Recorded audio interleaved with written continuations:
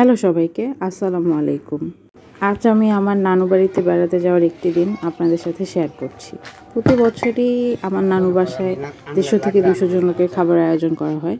এবছরও তার ব্যতিক্রম নয়। তো এত লোকের রান্না তো আর নিজেদের পক্ষে করা সম্ভব না, তাই বাবুর্চি রাখা হয়েছে। এই যে ভিডিওতে আপনারা যাকে দেখতে পাচ্ছেন, তিনিই আমাদের সম্মানিত বাবুর্চি। এই তো উনি শুরুতে এসেই চুলা বানানো শুরু করলো। চুলা বানানো শেষে এই যে আমার ভাই, সে পাতিলটা বাবুর্চিকে এনে সাহায্য করছে, কারণ ভাই রিস্ক নিতে চায়নি বাবুর্চি পাতিলটা উঠাতে পারবে কি পারবে না। কিন্তু বাবুর্চিকে দেখে আমি পুরাই হতাশ। আমি ভেবেছিলাম বাবুর্চি হবে মোটা সোটা খানদানি ভুঁড়িওয়ালা, কিন্তু ওনার স্বাস্থ্যের যে অবস্থা। কিন্তু যাই হোক, ওনার হাতের রান্না কিন্তু বেশ ভালো। তারপর রান্না শুরু হলো। উনি কিন্তু রান্না বান্নায় বেশ এক্সপার্ট। আগুন জ্বালাচ্ছেন। সেদিন সবার জন্য আয়োজন করা হয়েছিল চিকেন তেহেরি। আমি রেসিপিটি সবার সাথে শেয়ার করিনি, কারণ আমি জানি চিকেন তেহেরি বা বিরিয়ানির রেসিপিটা সবাই কম বেশি জানে।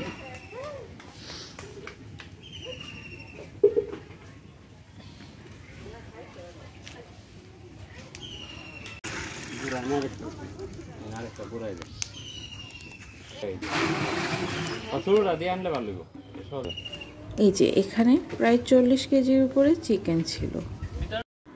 রান্নার প্রসেসিং তখন শুরু হয়ে গিয়েছিল। এই যে ওনার হাতে যে খুন্তিটা দেখতে পাচ্ছেন, সেটা কিন্তু বেশ ভারী। কিন্তু ওনাকে দেখুন কি সাবলীলভাবে নেড়ে চলেছেন।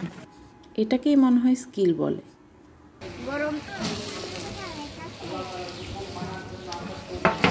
সেদিন ভীষণ গরম ছিল, প্রচণ্ড রোদ পড়েছিল, আর তার সাথে ছিল রান্নার তাপ।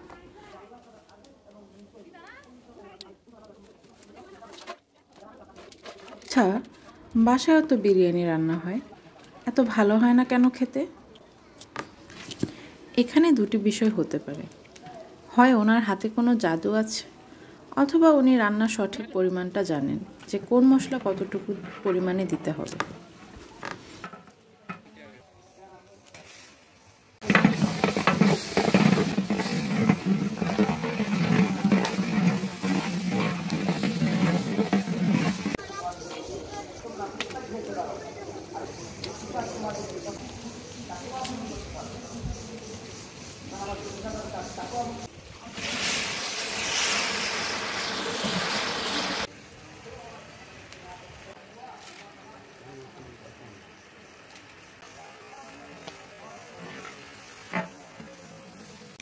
এই যে এখন মশলা কষানো হচ্ছে এবং এটাতে চিকেন মিক্স করা হচ্ছে।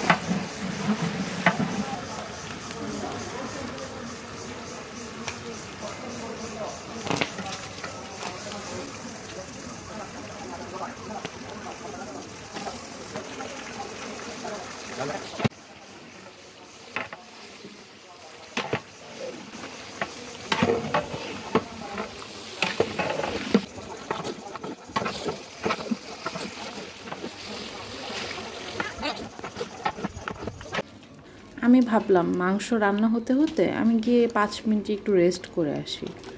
ও মা, 5 মিনিট রেস্ট করতে গিয়ে আমি পুরাই ঘুমিয়ে পড়লাম।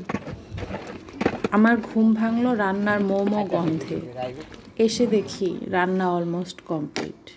তখন আর কি করব, মন খারাপ করে ঘর থেকে একটা প্লেট নিয়ে আসলাম। এনে বললাম, আঙ্কেল আমাকে একটু বিরিয়ানি দেন, খেয়ে দেখি কেমন হলো। সত্যি কথা বলতে ভীষণ মজা হয়েছিল, ভীষণ ভালো হয়েছিল খেতে।